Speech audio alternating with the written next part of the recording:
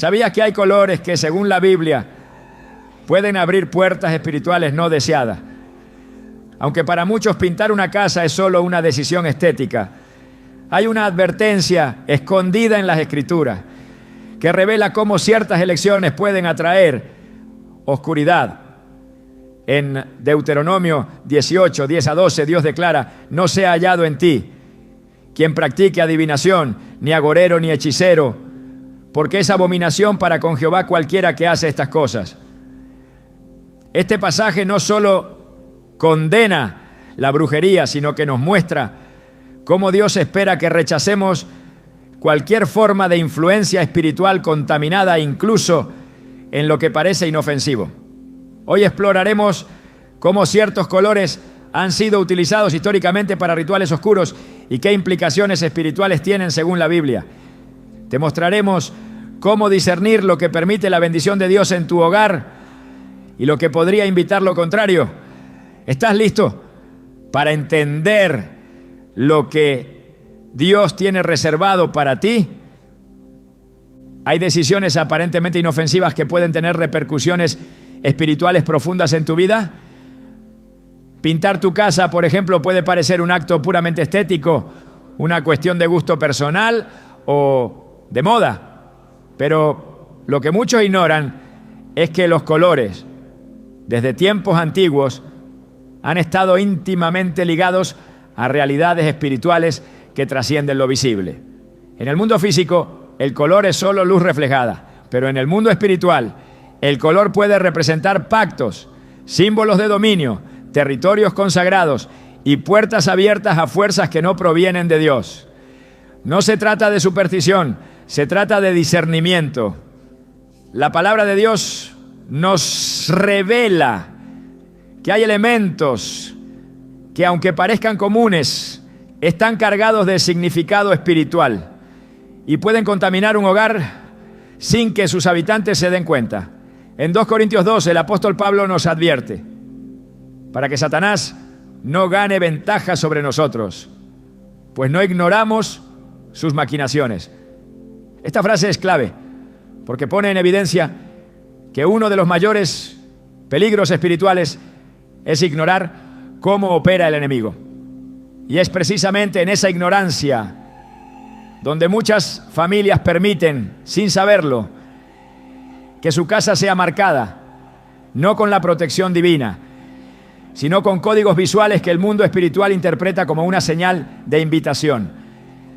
En la antigüedad, cada color tenía un propósito ceremonial y tanto el pueblo de Dios como las culturas paganas comprendían esto perfectamente. El tabernáculo de Moisés, por ejemplo, fue diseñado con colores específicos, porque cada uno tenía un significado sagrado. En Éxodo 26:1, Dios ordena: harás el tabernáculo de 10 cortinas de lino torcido, azul, púrpura y carmesí. Nada era al azar. Cada hilo, cada tonalidad representaba una dimensión celestial. El azul representaba lo eterno y lo celestial. El púrpura, la realeza, y el carmesí, la redención por sangre. Cuando Dios escoge colores, lo hace para marcar su presencia, su santidad y su propósito.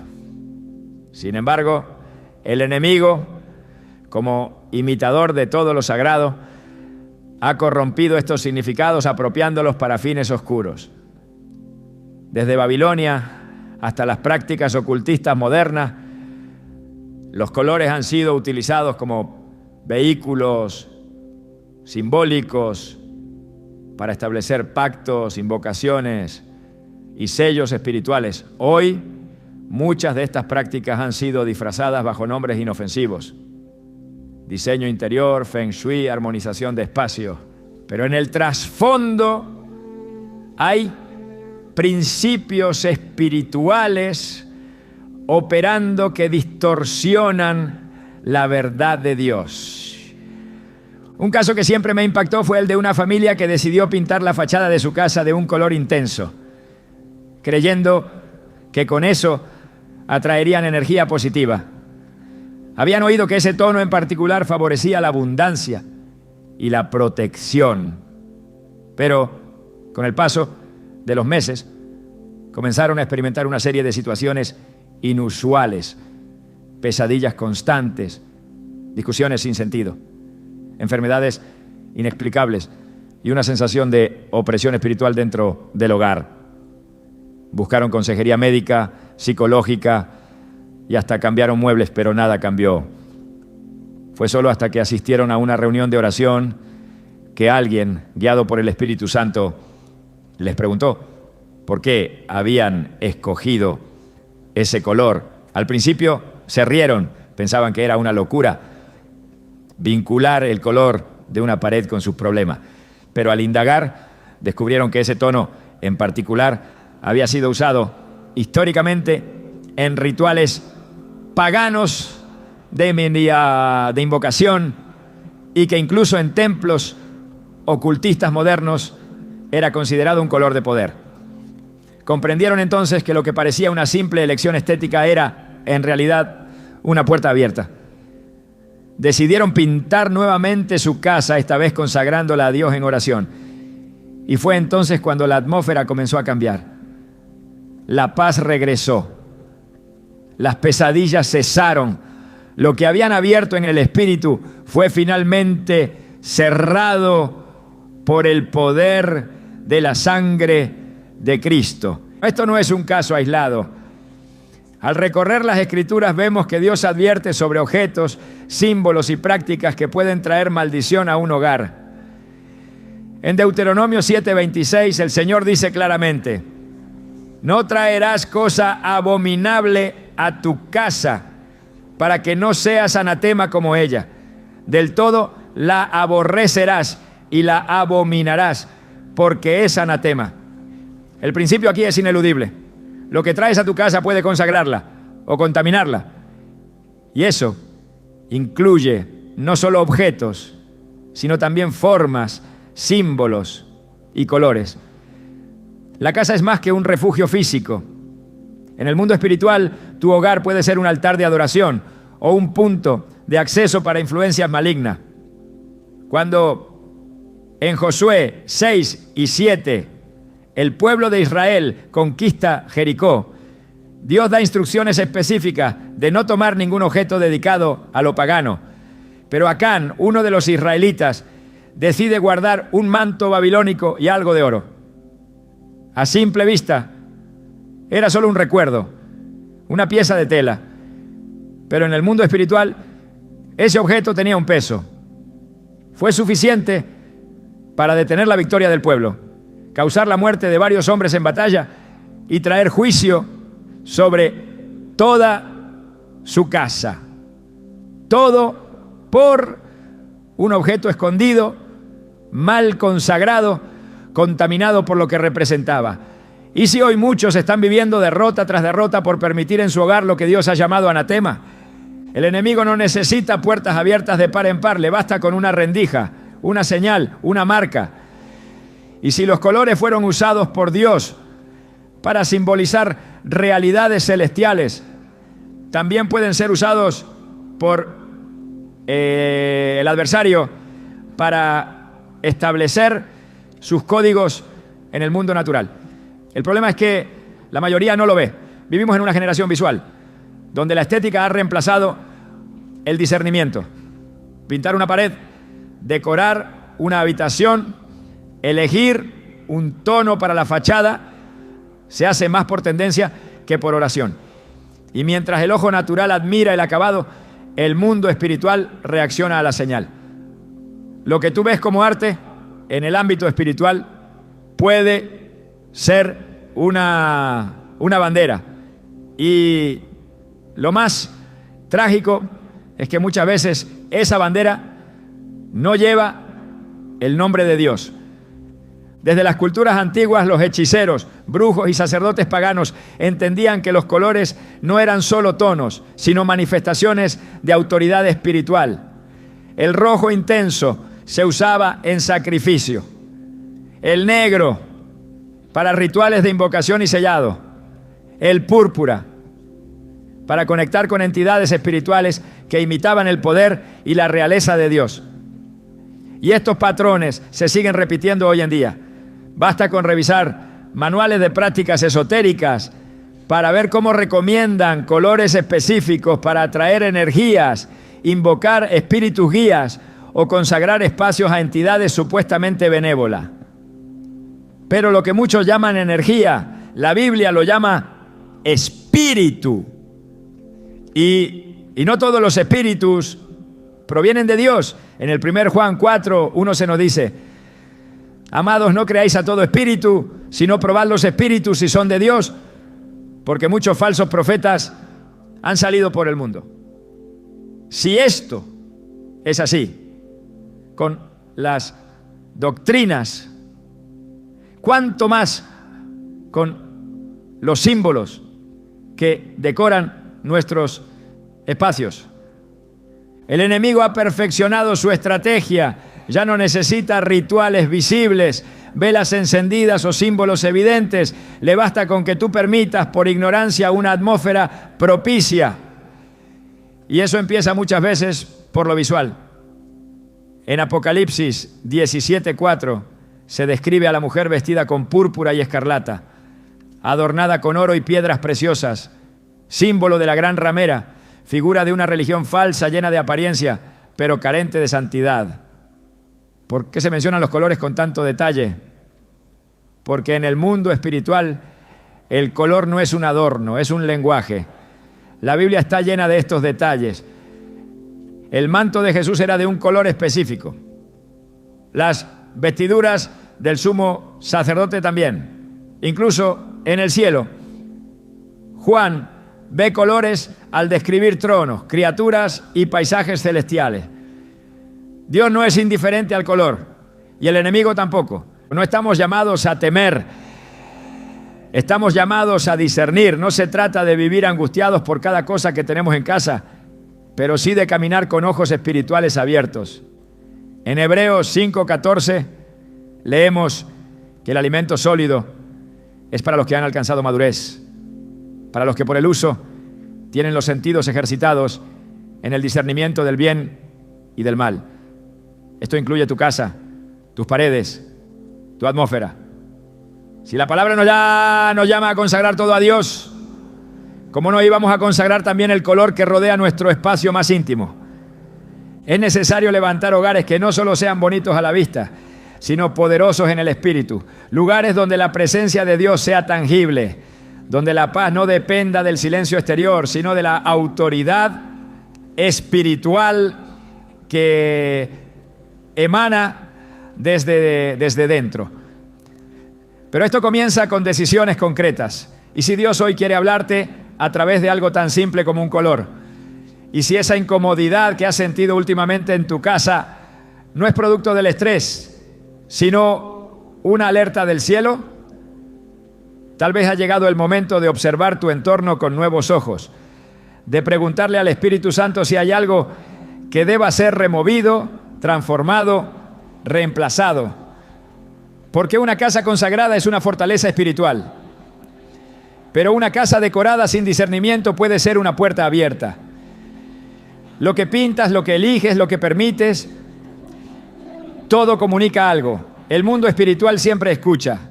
Y si hoy al mirar tus paredes sientes que algo no está bien, no te culpes. Dios no te revela las cosas para condenarte, sino para liberarte. Él anhela habitar en medio de tu hogar. Quiere que tus paredes hablen de paz, que tus ventanas dejen entrar su luz, que cada rincón esté cubierto con su protección. Pero para eso debes cerrar todo acceso al enemigo.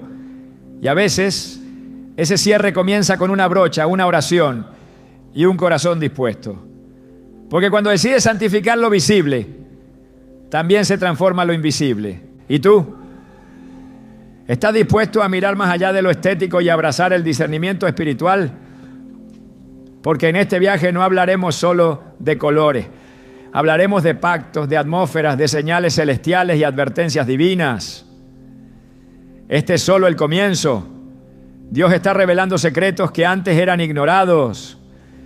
Y tu hogar puede ser el primer lugar donde esa revelación produzca un cambio eterno. Una casa puede ser más que un lugar físico donde se habita. En las Escrituras, el hogar representa un espacio de cobertura espiritual, de protección, de pacto y también de consagración. La Biblia revela que no todo lo que se introduce en un tun, hogar, es inofensivo, y que ciertos elementos, incluso visuales o decorativos, pueden transformar el ambiente espiritual de una vivienda. Esta verdad es a menudo ignorada, pero su desconocimiento no hace menos real. Cuando se permite que algo contrario a los principios de Dios entre en el hogar, no solo se altera el entorno físico, sino que se produce una contaminación espiritual que afecta a la paz, la comunión con Dios y la protección divina. En Josué 7 se describe un episodio que evidencia de forma contundente este principio. Tras la caída de Jericó, Dios ordenó que nada del botín fuera tomado, ya que todo estaba bajo maldición. Sin embargo, Acán desobedeció. Tomó un manto babilónico, plata y oro, y los escondió en su tienda. A simple vista, esos objetos no parecían representar una amenaza, pero en el plano espiritual habían sido designados por Dios como anatema. El resultado fue devastador: derrota en batalla, la muerte de 36 hombres y la interrupción de la comunión entre Dios y su pueblo. La presencia de esos objetos contaminados bastó para detener el avance de Israel. Esta historia no es un simple relato histórico, sino una advertencia profética. Enseña que lo que se introduce en un hogar puede atraer la bendición o la maldición, dependiendo de su origen y su significado espiritual. Deuteronomio 7:26 confirma este principio con una instrucción clara y contundente: no meterás cosa abominable en tu casa, para que no seas anatema como ella. La aborrecerás del todo y la abominarás, porque es anatema. El texto no deja espacio para ambigüedades.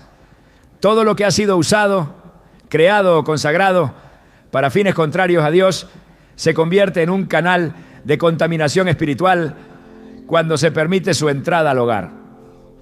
Esta contaminación no se limita a objetos rituales o figuras evidentes. Puede presentarse de forma más sutil, a través de elementos visuales, decorativos e incluso colores que portan una carga simbólica distorsionada. En el Antiguo Testamento, Dios instruyó al pueblo sobre la importancia de mantener la pureza no solo en sus cuerpos, sino también en sus espacios. Levítico 14 presenta una ley detallada sobre la inspección de casas que presentaban señales de lepra en sus paredes. Si las manchas persistían, la casa debía ser destruida.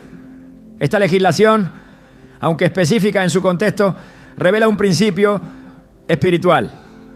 Cuando una casa es afectada por algo impuro, debe ser tratada con seriedad y diligencia. Lo que se tolera en el ambiente físico puede representar una invasión en el ámbito espiritual, y lo que parece inofensivo puede ser, en realidad, una señal de impureza o desobediencia. El color en este contexto no es solo una cuestión estética. En muchas culturas antiguas el color se asociaba con divinidades, pactos y prácticas espirituales específicas. En la cosmovisión bíblica, lo que se manifiesta en lo visible suele tener una raíz en lo invisible. Cuando el pueblo de Dios adornaba el tabernáculo, no lo hacía según su preferencia, sino según las instrucciones específicas del Señor. Cada color, cada material, cada forma tenía un significado espiritual asignado por Dios.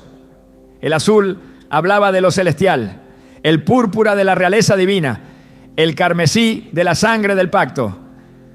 Estos colores eran utilizados bajo una consagración específica, dentro de un contexto de santidad.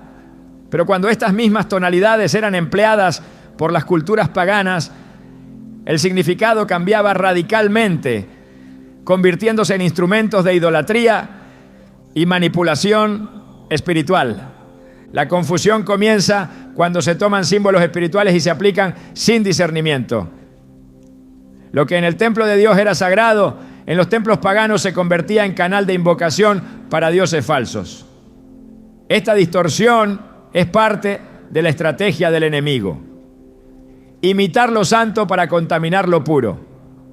Por eso, lo que se permite en el hogar sin guía espiritual puede convertirse en una réplica sin vida del diseño original de Dios. Y es en este punto donde el creyente debe entender que no todo lo que es aceptado por la cultura es aprobado por Dios. Cuando un color es promovido como canal de energía, protección o armonización, hay que discernir si detrás de esa propuesta hay una raíz espiritual contaminada. La Biblia enseña que no existe una energía neutra. Lo que muchos llaman energía, la palabra lo llama espíritu. Y no todos los espíritus provienen de Dios. En 1 Corintios 10:20, Pablo advierte que lo que los gentiles sacrifican, lo sacrifican a los demonios y no a Dios. Aunque el envoltorio sea estético, si la raíz es idolátrica, el fruto será maldición. La casa del creyente no puede ser terreno neutral. Es o un altar para Dios o un espacio expuesto a influencias ajenas a su voluntad. El enemigo no necesita manifestaciones espectaculares para operar. Le basta con la ignorancia. Si logra que se introduzca en el hogar algo que representa su sistema, ya ha ganado terreno. Y eso puede ocurrir a través de un color asociado históricamente con la muerte, el sacrificio profano o la autoridad espiritual usurpada. Cuando estos símbolos son exaltados en un ambiente sin consagración, se establece una atmósfera que contradice la presencia del Espíritu Santo. No se trata de un miedo irracional, sino de una comprensión profunda del principio de legalidad espiritual. El reino de las tinieblas opera sobre la base del permiso. Y lo que se tolera en la casa se convierte en una señal para el mundo invisible. El Salmo 101, 2-3 dice: en la integridad de mi corazón andaré en medio de mi casa. No pondré delante de mis ojos cosa injusta. Esta declaración revela una determinación consciente. Lo que se permite en el hogar debe pasar por el filtro de la integridad espiritual.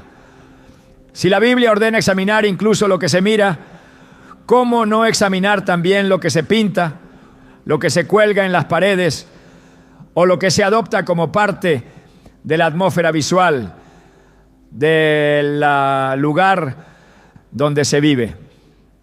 La integridad no se limita a las acciones, abarca también el ambiente que se construye. Y ese ambiente tiene un impacto directo en la comunión con Dios. Cuando el enemigo logra establecer un símbolo suyo en el corazón de una casa, comienza a distorsionar el ambiente espiritual. Se debilita la oración, se interrumpe la paz, aumentan los conflictos sin causa aparente. Estos efectos no siempre son evidentes, pero son reales. La palabra enseña que el diablo es astuto y que su obra principal no es el caos visible, sino la contaminación silenciosa. Así como una pequeña levadura leuda toda la masa, un solo elemento contaminado puede afectar toda la atmósfera del hogar. Gálatas 5.9 lo expresa con claridad y el principio es el mismo. Lo que se introduce en el entorno se convierte en semilla espiritual. Si la semilla es impura, el fruto no será bendecido. Por eso es necesario que el creyente eleve su nivel de discernimiento. El hogar debe ser un espacio donde todo esté sujeto a la voluntad de Dios. Lo que se pinta, lo que se cuelga, lo que se trae, debe ser presentado primero en oración. El Espíritu Santo guía en todo, incluso en las decisiones que parecen pequeñas. Romanos 12:2 nos exhorta a no conformarnos a este mundo, sino a ser transformados mediante la renovación del entendimiento.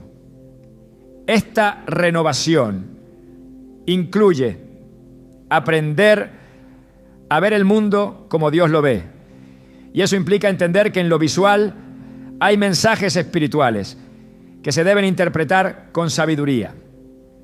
La casa no es un simple refugio, es un espacio donde se levantan altares. Cada objeto, cada elección visual contribuye a establecer una atmósfera espiritual. En la Biblia, cuando se habla de las casas donde moraba la presencia de Dios, siempre se enfatiza la santidad del lugar. Desde el arca del pacto, en la tienda de reunión, hasta el templo de Salomón, la pureza del entorno era una prioridad. Incluso el incienso, los colores de las cortinas, las formas de los utensilios, eran dictados por Dios. Este nivel de detalle no es simbólico, es espiritual. Porque donde habita Dios, todo debe estar alineado con su carácter. Un hogar que ha sido contaminado espiritualmente puede parecer en orden desde el exterior, pero en su interior las cosas no fluyen. La palabra no penetra, la oración se vuelve difícil, el descanso es interrumpido. Y aunque se cambien las rutinas, el ambiente permanece pesado. Esto no se resuelve con estrategias humanas, sino con limpieza espiritual. Y esa limpieza comienza con reconocer que el enemigo ha tomado espacio donde nunca debió haber entrado. El color, como elemento visual dominante, puede ser una de esas puertas. No por su tonalidad natural, sino por lo que representa, por su origen simbólico y por el contexto espiritual que lo rodea. El creyente debe aprender a cerrar todas las puertas al enemigo. Efesios 4:27 dice: ni deis lugar al diablo. Esta orden es directa y urgente, no se refiere solo a pecados evidentes, sino a todo lo que le otorgue espacio legal para operar. Si hay un símbolo, una forma, un color, una decoración que representa un sistema ajeno a Dios, debe ser removido, porque lo que se tolera se fortalece, y lo que se fortalece puede eventualmente dominar. Una casa de luz no puede convivir con sombras consentidas. La luz expone, la luz transforma, la luz limpia, pero para que la luz de Dios inunde un hogar, debe haber disposición a remover todo lo que se opone a ella. En tiempos bíblicos, los hombres y mujeres de Dios no solo limpiaban sus corazones, también limpiaban sus casas. En 2 Reyes 23, el rey Josías, al encontrar el libro de la ley, ordenó la purificación del templo. Removió los objetos dedicados a Baal, destruyó los altares paganos y restituyó la santidad del lugar. Este acto no fue simbólico, fue un reinicio espiritual. Cuando el entorno fue purificado, la comunión con Dios fue restaurada. Y este mismo principio puede aplicarse hoy. Si hay elementos en el hogar que representan otras alianzas, otros reinos, otras influencias, deben ser removidos. No por estética, sino por obediencia espiritual. Todo hogar consagrado a Dios debe ser vigilado con celo espiritual.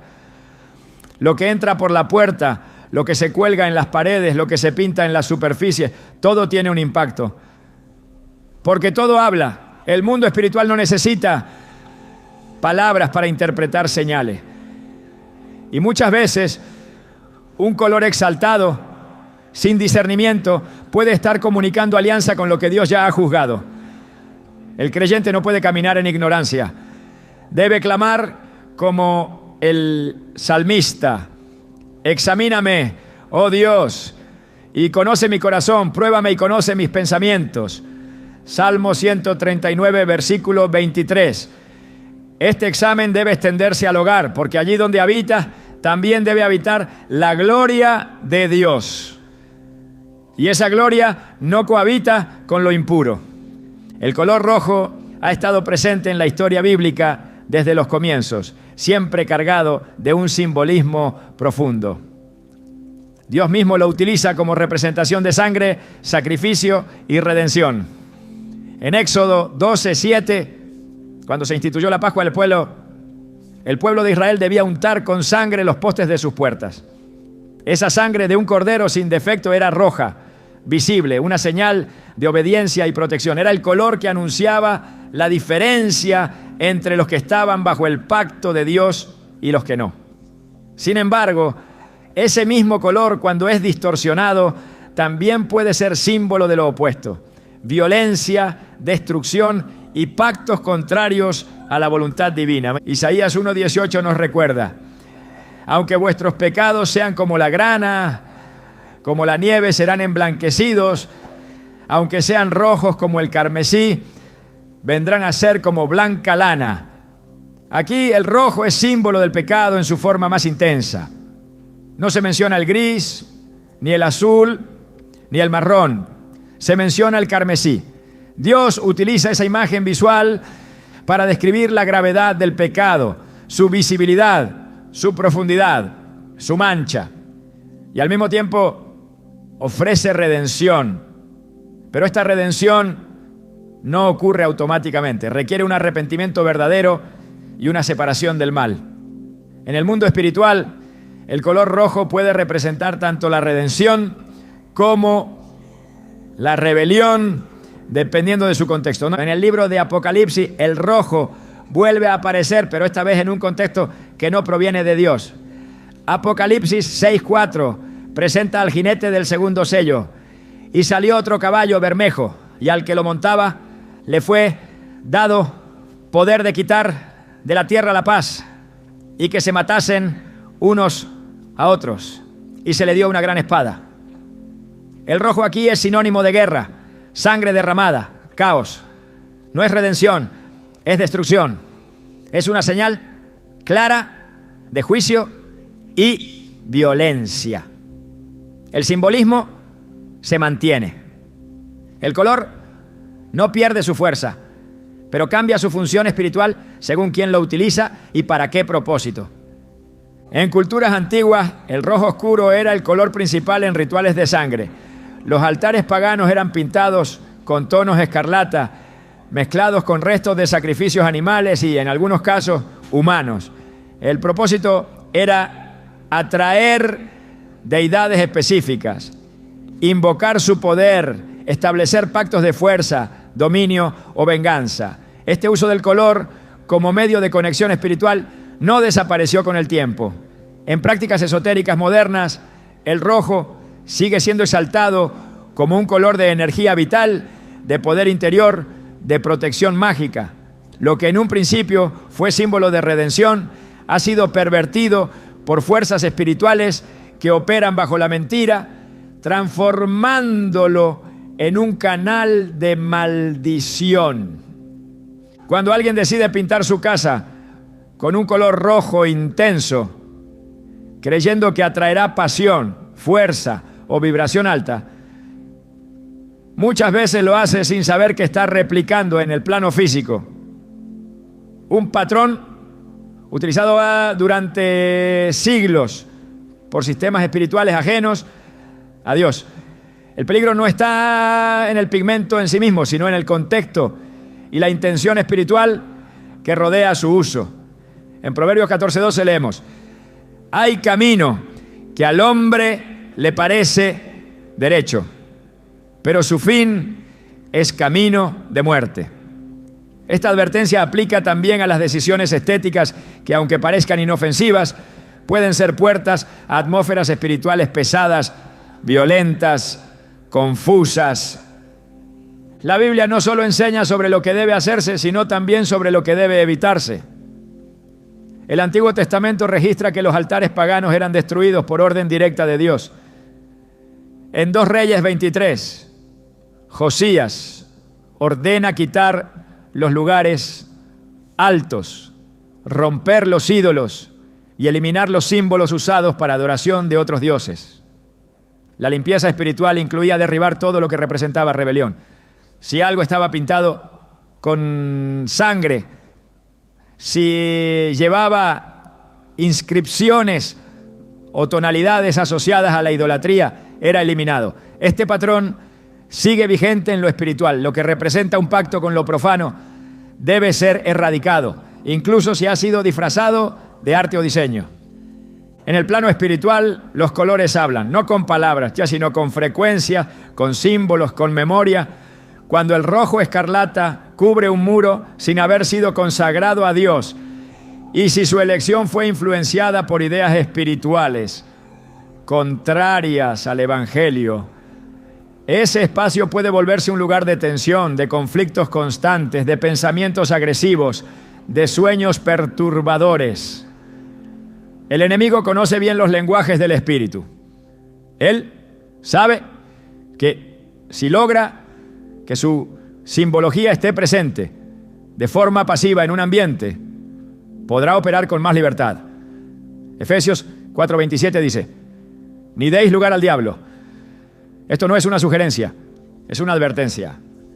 Cualquier lugar que no ha sido consagrado, cualquier símbolo que no ha sido examinado, se convierte en una posible plataforma para la opresión espiritual. El color rojo, cuando se conecta con el diseño divino, es poderoso. Es la señal de la sangre de Cristo. Es el recuerdo del sacrificio perfecto. Es la cobertura del pacto eterno. Pero cuando se saca de ese contexto y se utiliza como una herramienta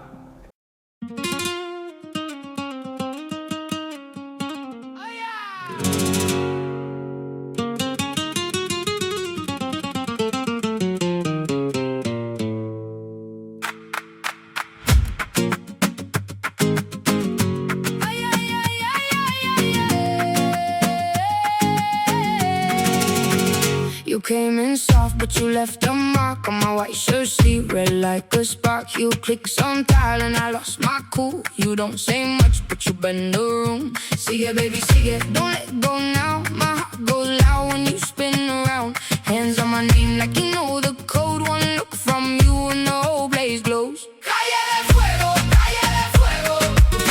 You burn me slow, calle de fuego. We were in love. That never meant to stay. Some things are real,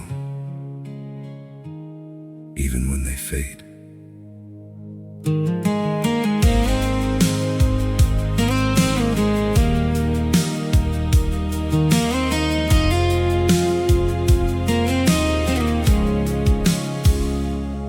I used to think if we kept holding on, we could bend the truth somehow.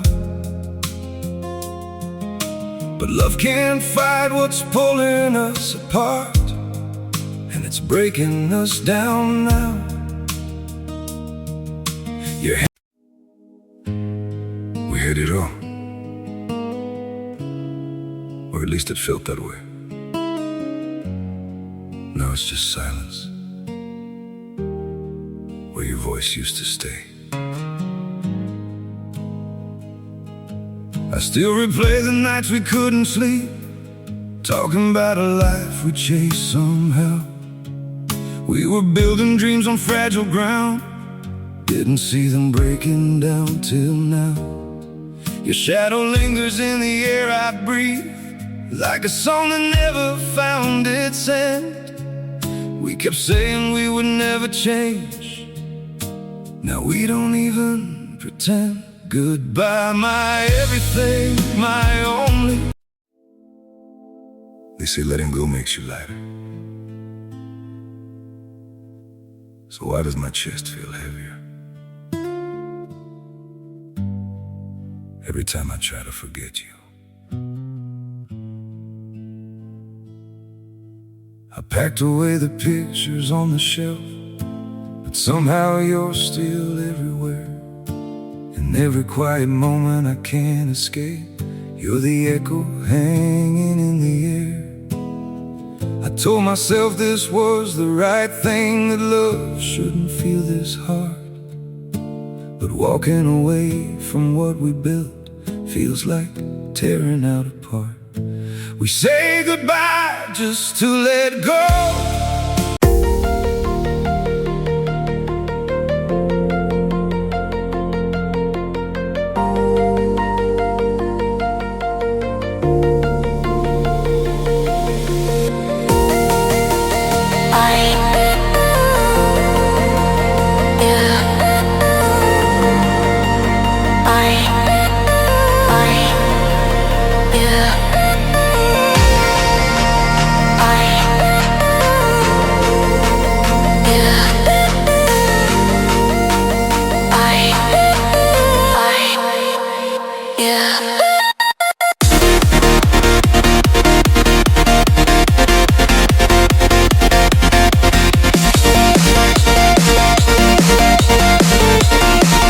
estética, sin discernimiento, puede evocar otras memorias espirituales. La sangre de los justos también fue derramada. El libro de Hebreos habla de la sangre de Abel, que clama desde la tierra. Génesis 4:10 registra las palabras de Dios a Caín. La voz de la sangre de tu hermano clama a mí desde la tierra. Esta sangre derramada injustamente es roja, es testigo, es símbolo de violencia, de asesinato, de injusticia. Es una imagen que se repite a lo largo de la historia bíblica como advertencia. Y es precisamente esa dimensión del rojo la que el mundo espiritual aprovecha para introducir atmósferas contrarias a la paz de Dios. En la Biblia muchas veces lo espiritual se representa con colores visibles. En el tabernáculo los sacerdotes usaban vestiduras específicas. En Éxodo 28, 5-6, Dios ordena: tomarán oro, azul, púrpura, carmesí y lino torcido. Harán el efod de oro, azul, púrpura, carmesí y lino torcido. El carmesí aparece, pero no está solo. Está acompañado del azul y del púrpura. Todos en equilibrio, todos dentro de un diseño santo. Cuando el rojo está solo, aislado, sin consagración, sin contexto espiritual redentor, puede volverse un canal de desequilibrio emocional y espiritual, porque ha sido separado de su propósito original. El rojo también aparece en la descripción de la gran ramera del Apocalipsis. En Apocalipsis 17, 3-4 se describe: vi a una mujer sentada sobre una bestia escarlata, y la mujer estaba vestida de púrpura y escarlata, y adornada de oro y de piedras preciosas. La bestia es escarlata. La mujer, símbolo de una estructura espiritual engañosa, está vestida de ese color. Aquí el rojo no representa la sangre de Cristo, sino un poder que seduce, manipula y destruye. Este es el rojo que ha sido adoptado por muchas corrientes espirituales que, aunque disfrazadas de luz, operan en tinieblas. El creyente no puede ignorar estos códigos. Aunque el mundo los promueva como arte, moda o expresión individual, en el plano espiritual representan algo. Y lo que representan tiene consecuencias. Si un hogar es cubierto con un color que en su historia espiritual ha sido utilizado para pactos contrarios a Dios, y si ese color se elige sin oración, sin discernimiento, sin dirección del Espíritu Santo, entonces ese hogar está enviando un mensaje, no hacia las personas, sino hacia los principados, no hacia la vista humana, sino hacia el mundo espiritual. Y ese mensaje puede ser interpretado como una señal de apertura, de permiso, de acceso. Por eso, la consagración de un hogar no puede limitarse a oraciones aisladas. Debe abarcar cada aspecto del ambiente, lo visual, lo auditivo, lo material. Y dentro de lo visual, el color ocupa un lugar de alto impacto. Las paredes hablan. La atmósfera que crean influye. Si lo que ves constantemente es una tonalidad que históricamente ha sido usada para representar sangre derramada, venganza o manipulación espiritual, esa imagen repetida puede afectar tu estado emocional, tu sensibilidad espiritual, tu percepción de la realidad.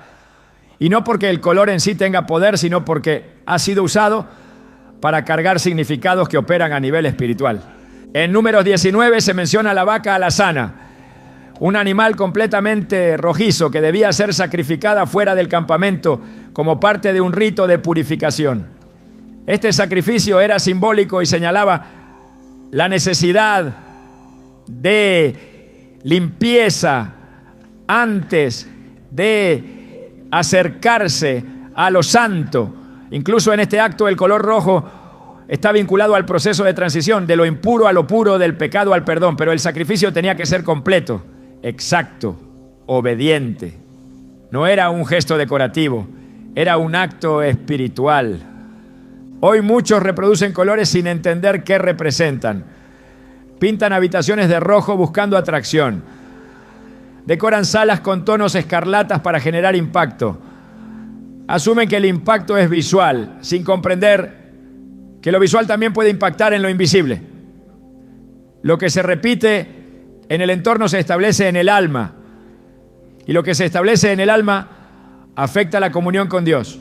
Proverbios 4:23 dice: sobre toda cosa guardada, guarda tu corazón, porque de él mana la vida. El entorno en que vivimos moldea lo que sentimos, lo que pensamos y lo que decidimos. Y el color que elegimos para cubrir nuestras paredes puede estar reforzando valores, pensamientos y emociones que no provienen de Dios. Un hogar que desea ser morada de la presencia de Dios debe evaluar no solo lo que permite, sino también lo que exalta. Si un color específico ha sido usado para representar violencia espiritual, manipulación, hechicería o pacto con lo oculto, ese color debe ser tratado con discernimiento. No se trata de satanizar todo, sino de caminar con sabiduría, de pedir dirección al Espíritu, de consagrar cada rincón de la casa. El Espíritu Santo puede mostrar lo que debe ser cambiado, no por estética, sino por obediencia. Cuando el rojo es guiado por Dios, puede ser un símbolo poderoso de protección, de redención, de autoridad bajo el pacto de Cristo. Pero cuando se emplea sin dirección, influenciado por corrientes espirituales del mundo, puede traer confusión, desequilibrio y puertas abiertas a la opresión. El rojo debe estar siempre bajo la sangre del Cordero, no bajo el disfraz de una estética que ignora lo espiritual. Solo así puede cumplir su propósito en un hogar consagrado. La oscuridad no es solo la ausencia de luz. En las Escrituras, la oscuridad representa una condición espiritual, una atmósfera, una señal de separación entre el hombre y Dios. Desde el primer capítulo del Génesis, la palabra deja claro que antes de que existiera la forma, antes de que se manifestara la vida, lo primero que debía romperse era la oscuridad.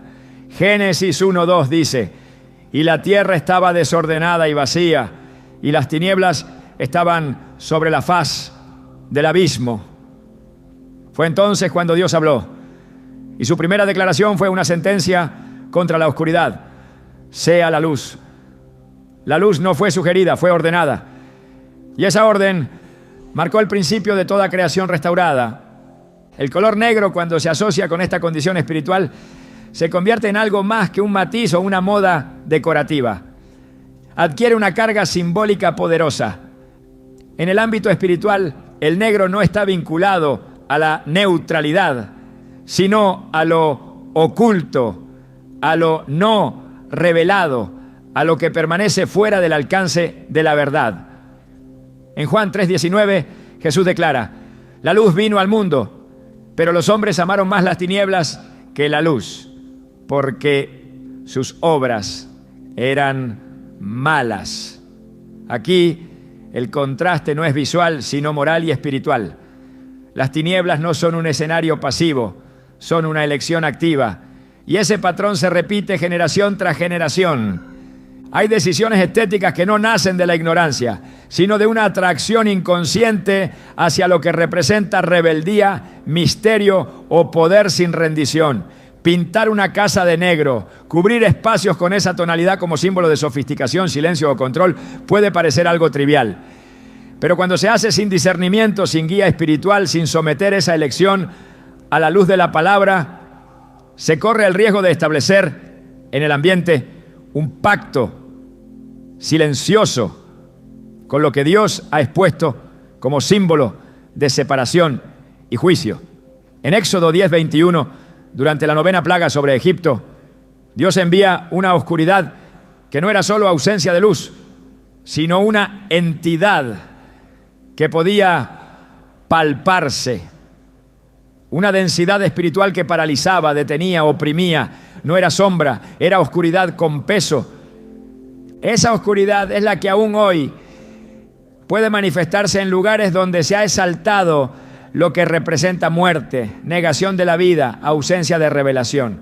Cuando el color negro cubre un espacio sin haber sido consagrado, cuando se convierte en la tonalidad dominante en un hogar sin dirección espiritual, puede comenzar a influir en la atmósfera emocional y mental de quienes habitan allí. El estado de ánimo cambia, la percepción se distorsiona, el ambiente se vuelve más denso, menos sensible a la presencia de Dios. Y no es coincidencia. Efesios 5:11 nos instruye claramente: no participéis en las obras infructuosas de las tinieblas, sino más bien reprendedlas. Participar no significa realizar ritos oscuros. Puede significar simplemente permitir, incorporar, normalizar lo que representa una dimensión espiritual ajena a Dios. El negro ha sido históricamente un color asociado con luto, con pérdida, con dolor. En muchas culturas, vestirse de negro es un acto simbólico para señalar duelo. No es solo una costumbre social, es una expresión visual de la conciencia de muerte. Y si bien el luto tiene su lugar en el proceso humano, cuando el negro se convierte en la constante visual de un hogar, cuando se vuelve parte integral de las paredes, de los muebles, de las decisiones visuales, puede marcar espiritualmente la casa con un lenguaje que el mundo invisible entiende. No es superstición, es discernimiento. La Biblia enseña que las cosas visibles revelan verdades invisibles. Y lo que se normaliza visualmente se absorbe emocionalmente y se establece espiritualmente. En el libro de Job, la oscuridad es descrita como símbolo de juicio. Job 10:21-22 dice: antes que vaya para no volver a la tierra de tinieblas y de sombra de muerte, tierra de oscuridad, lóbrega, como sombra de muerte y sin orden, y cuya luz es como densas tinieblas. Aquí lo oscuro no es simplemente falta de color, es caos, es confusión, es desorden espiritual. Esa descripción tiene un paralelo directo con muchos hogares que, al adoptar sin discernimiento una estética basada en lo sombrío, comienzan a experimentar un desorden emocional y espiritual que no pueden explicar. No porque el negro tenga poder por sí mismo, sino porque representa un principio al que Dios ya ha puesto nombre: tinieblas. Cuando se elige un color para cubrir las paredes del hogar, no se está solo decorando, se está estableciendo un tono espiritual. La casa, como espacio físico, se convierte en un reflejo del mundo interior de quienes la habitan. Y si ese reflejo es dominado por lo oscuro, por lo cerrado, por lo sombrío, con el tiempo ese mismo patrón se traslada a lo emocional, a lo relacional, a lo espiritual. El enemigo no necesita una invitación verbal, cuando ya se le ha dado un espacio visual que le pertenece simbólicamente. El negro, como símbolo del ocultamiento, puede operar como cobertura para que lo inmundo permanezca sin ser confrontado. En el relato de la crucifixión, Mateo 27:45 narra un momento clave. Desde la hora sexta hubo tinieblas sobre toda la tierra hasta la hora novena. En el instante en que Jesús cargó con el pecado del mundo, el sol se ocultó y la oscuridad cubrió la tierra. No fue solo un fenómeno natural, fue una manifestación espiritual. Las tinieblas se posicionaron porque el peso del pecado estaba sobre el Cordero. Esas mismas tinieblas siguen buscando lugar donde instalarse. Y si encuentran una casa donde lo oscuro ha sido exaltado como arte, como estética, como neutralidad, pueden operar sin oposición. En Isaías 60:2 se describe un tiempo donde las tinieblas cubrirán la tierra y oscuridad las naciones. Pero sobre los hijos de Dios, dice el texto, amanecerá Jehová y sobre ti será vista su gloria. Esta es la diferencia entre un hogar consagrado y uno expuesto. Uno está cubierto por la luz de Dios. El otro está vulnerable a la densidad espiritual que trae confusión, ansiedad, desánimo, indiferencia. La oscuridad no es solo un símbolo, es una atmósfera. Y las atmósferas, aunque invisibles, se sienten, se respiran, afectan. El Salmo 18:28 declara: Tú encenderás mi lámpara, Jehová mi Dios alumbrará mis tinieblas.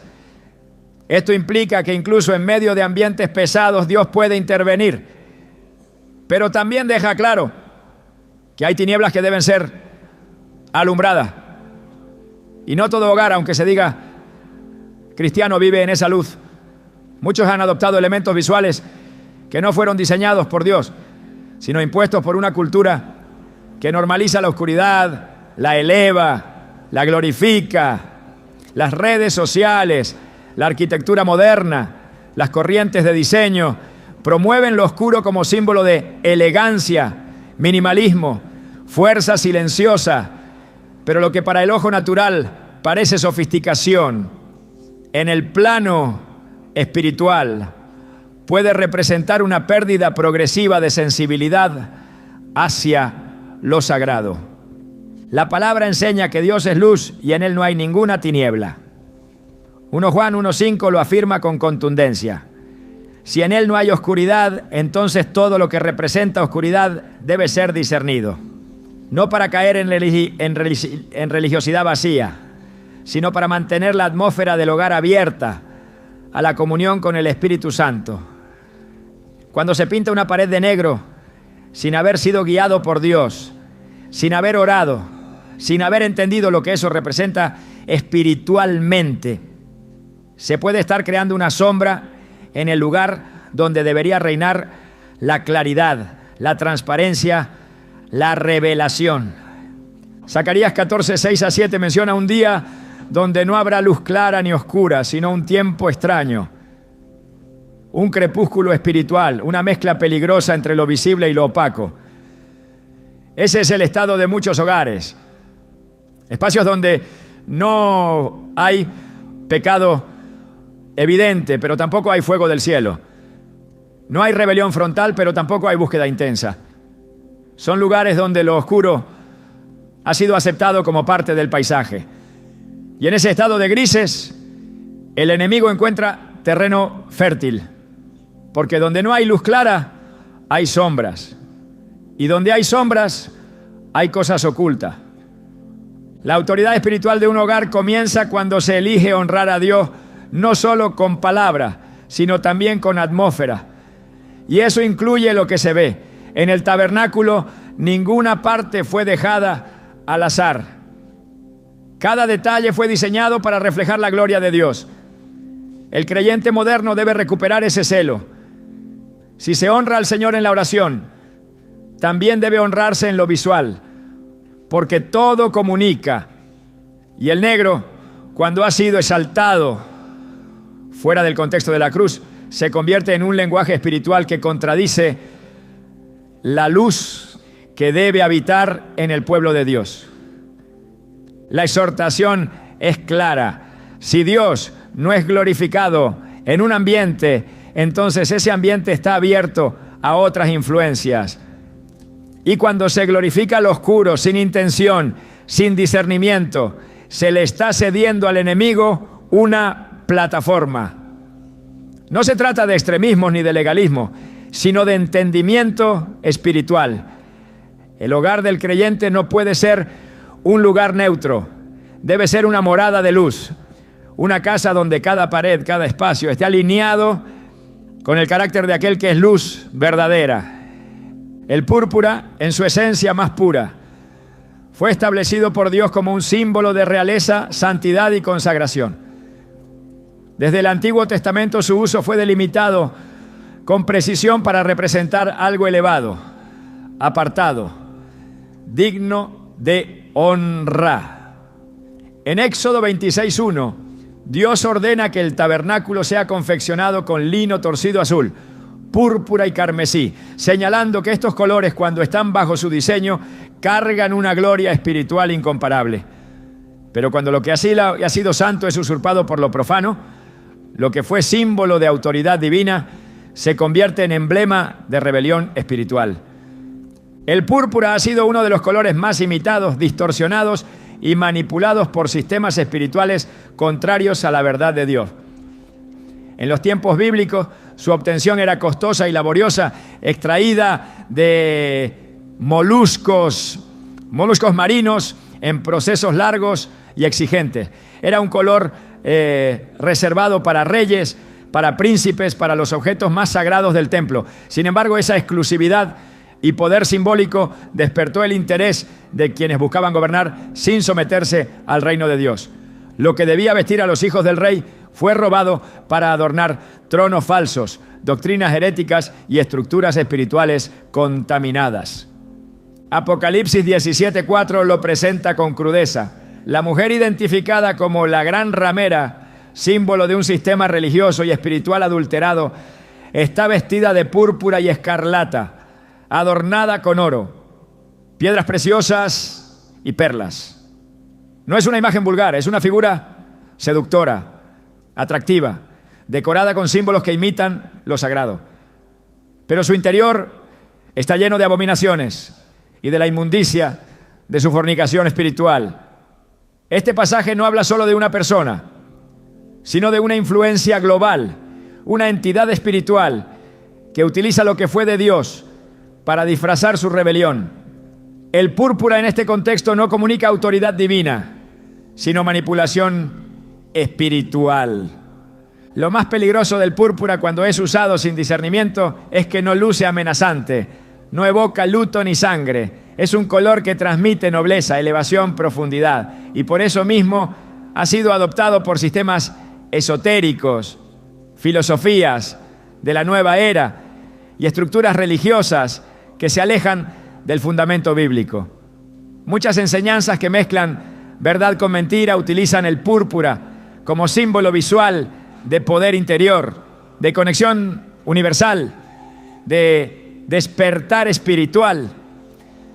Pero lo que ofrecen no es luz, es engaño, no es autoridad dada por Dios, es altivez espiritual sin sujeción. En la Biblia, cuando alguien toma una posición de autoridad que no le ha sido dada por Dios, termina cayendo en juicio. En Números 16, Coré, Datán y Abiram se rebelaron contra Moisés, cuestionando su liderazgo.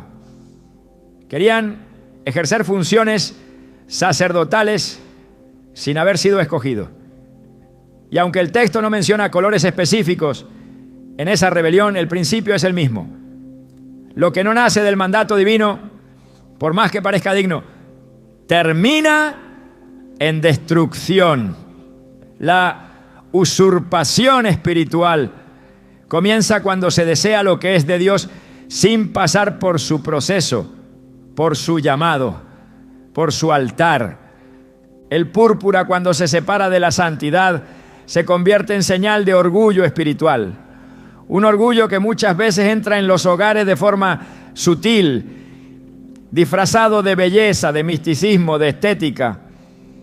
Pintar una habitación con ese tono puede parecer una decisión sofisticada, pero si detrás de esa elección hay una inspiración tomada de fuentes espirituales ajenas a la palabra, entonces se ha establecido una atmósfera que comunica algo diferente a lo que Dios diseñó. La apariencia de realeza no garantiza la presencia del rey. Cuando un color ha sido capturado por doctrinas espirituales erróneas, el creyente no puede adoptar su uso sin discernimiento. Porque aunque los pigmentos naturales no tengan poder en sí mismos, el espíritu que ha manipulado su significado sí lo tiene. Y si no se hace una separación clara, si no se discierne lo santo de lo profano, se corre el riesgo de establecer sobre el hogar una cobertura simbólica que contradice el diseño divino. Ezequiel 44:23 da una instrucción específica para los sacerdotes. Enseñarán a mi pueblo a hacer diferencia entre lo santo y lo profano, y les enseñarán a discernir entre lo limpio y lo no limpio. Este llamado sigue vigente para todos los que desean levantar hogares consagrados. El púrpura fue también el color con el que vistieron a Jesús en el momento de su burla antes de la crucifixión. Marcos 15:17 relata: Le vistieron de púrpura y poniéndole una corona tejida de espinas, comenzaron luego a saludarle. ¡Salve, Rey de los judíos! Lo que debía ser un acto de reconocimiento se transformó en una escena de escarnio. Lo vistieron con un color real, pero lo hicieron para burlarse de su autoridad. Ese acto reveló la intención del mundo: tomar lo que es de Dios, adornarlo según su conveniencia y usarlo para enaltecer su propia agenda. Aquel púrpura en ese contexto no honró al rey, lo deshonró. Este es el riesgo que aún hoy corre la iglesia y cada hogar que forma parte de ella: adoptar símbolos que fueron robados del templo para vestir ideologías sin fundamento bíblico, colores que fueron consagrados al servicio de Dios, ahora exaltados en ambientes que niegan su autoridad. Y si esos colores son introducidos en nuestros espacios sin entender lo que representan en lo espiritual, entonces, sin saberlo, se está participando en esa burla, en esa distorsión. Un hogar de luz no puede ser construido con sombras disfrazadas de realeza. El púrpura debe volver a su origen, no como símbolo de poder humano, sino como marca de obediencia, de sumisión al Rey verdadero. Solo entonces puede recuperar su gloria. Solo entonces puede habitar con dignidad en una casa dedicada a la presencia de Dios. Porque no se trata del color en sí, sino del altar sobre el cual está siendo colocado. El blanco, en su significado original, es símbolo de pureza, santidad, limpieza y justicia. En Apocalipsis 19:14 se describe a los ejércitos celestiales que siguen al Cordero montados en caballos blancos, vestidos de lino finísimo, blanco y limpio. Es un color asociado directamente con la gloria de Dios, con los vencedores, con aquellos que han sido lavados por la sangre del Cordero. Isaías 1:18 también lo declara con fuerza: aunque vuestros pecados sean como la grana, como la nieve, serán emblanquecidos. El blanco representa lo restaurado, lo redimido, lo que ha pasado por el juicio y ha sido hallado justo. Sin embargo, en el mundo espiritual no solo importa el símbolo en sí, sino también su contexto y su manipulación. El enemigo ha intentado imitar y contaminar todo lo que pertenece al reino. Por eso, lo que Dios creó para comunicar limpieza, el adversario intenta transformar en una fachada vacía, en una apariencia sin contenido, en una pureza sin santidad. Jesús mismo confrontó a los fariseos utilizando este símbolo en Mateo 23:27. ¡Ay de vosotros, escribas y fariseos hipócritas! Porque sois semejantes a sepulcros blanqueados, que por fuera, a la verdad, se muestran hermosos, mas por dentro están llenos de huesos de muertos y de toda inmundicia. Aquí, el blanco ya no representa pureza verdadera, sino una máscara religiosa, una apariencia que encubre corrupción. Cuando un color ha sido consagrado en lo espiritual, debe usarse con entendimiento, porque aunque externamente represente luz, puede ser utilizado como camuflaje por estructuras espirituales contrarias a Dios. En muchas prácticas de ocultismo moderno, el blanco se usa como una estrategia de engaño. Se presenta como color de luz interior, de energías positivas, de canalización de paz, pero en realidad sirve como disfraz para doctrinas que niegan la cruz, que excluyen el arrepentimiento y que promueven una espiritualidad centrada en el ego humano. No todo lo que brilla es luz. 2 Corintios 11:14 lo advierte con claridad. Y no es maravilla, porque el mismo Satanás se disfraza como ángel de luz. Cuando una casa está saturada de blanco, sin dirección del Espíritu Santo, sin oración, sin entendimiento, ese blanco puede volverse símbolo de superficialidad espiritual, de religiosidad sin vida, de orden sin fuego. No es la estética lo que determina la atmósfera espiritual, sino la consagración detrás de cada elección. El blanco no purifica por sí mismo. El blanco representa lo que ha sido limpiado. Pero si no ha habido limpieza interior, entonces lo blanco se convierte en una declaración vacía. Y esa vaciedad espiritual puede ser percibida por el mundo invisible.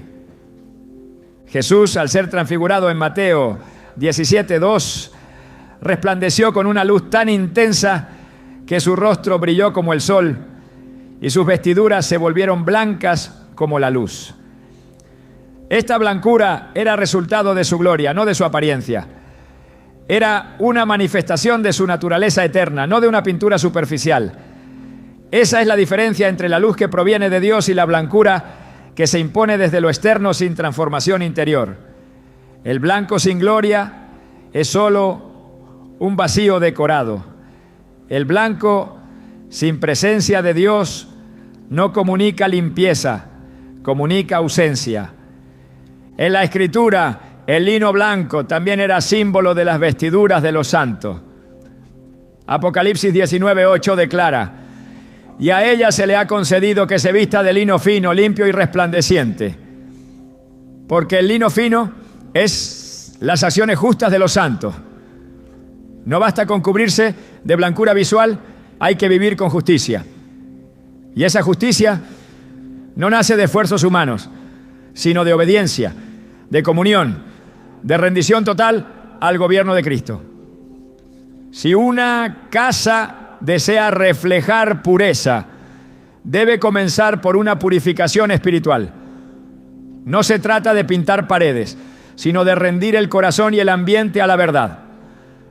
El blanco, en manos de una generación sin discernimiento, puede transformarse en símbolo de indiferencia, de ausencia de posición espiritual.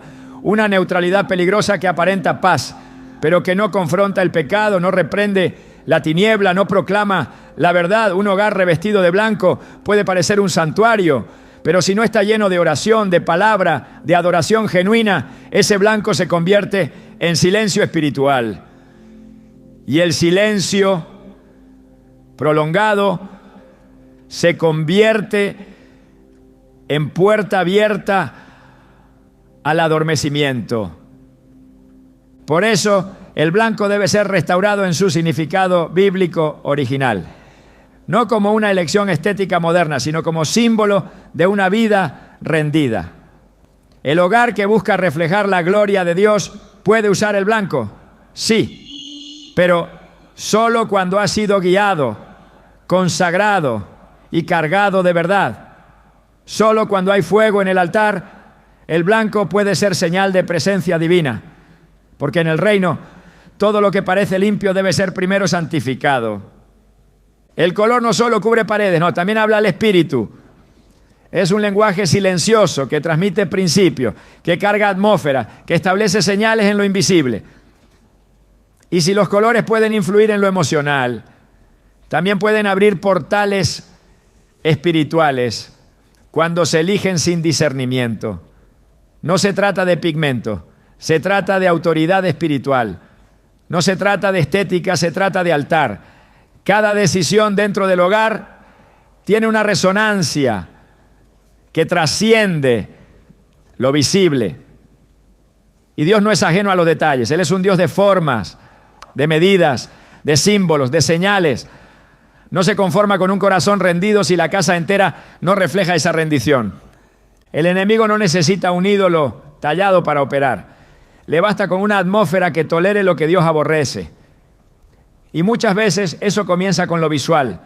Lo que permites ver a diario se convierte en lo que tu espíritu termina aceptando.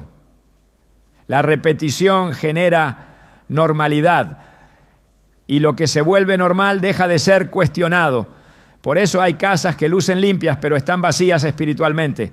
Hay hogares bien decorados pero espiritualmente desordenados. Porque la guerra espiritual no se libra solo con palabras, sino con símbolos, con posturas, con consagración completa. La luz de Dios no habita en espacios neutrales. Busca lugares donde haya rendición absoluta, obediencia en lo profundo y sensibilidad para discernir incluso lo que parece inofensivo. El mundo espiritual responde a señales. Por eso, la casa debe emitir la señal correcta, que pertenece a Cristo, que está bajo su sangre, que no hay rincón, ni pared, ni ambiente que haya sido levantado sin su dirección. Hoy puedes redirigir cada elección que hiciste por impulso, por moda, por imitación.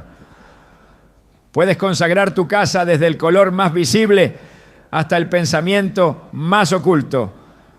Puedes orar sobre las paredes, declarar la luz sobre los rincones, romper toda influencia escondida y establecer una atmósfera donde el Espíritu Santo se agrade habitar.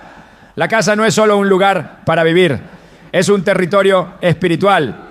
Y quien lo entienda, no volverá a tomar decisiones superficiales, porque el que honra a Dios en lo secreto será recompensado en lo visible. Y tu casa será conocida no por los colores que la adornan, sino por la gloria que la habita.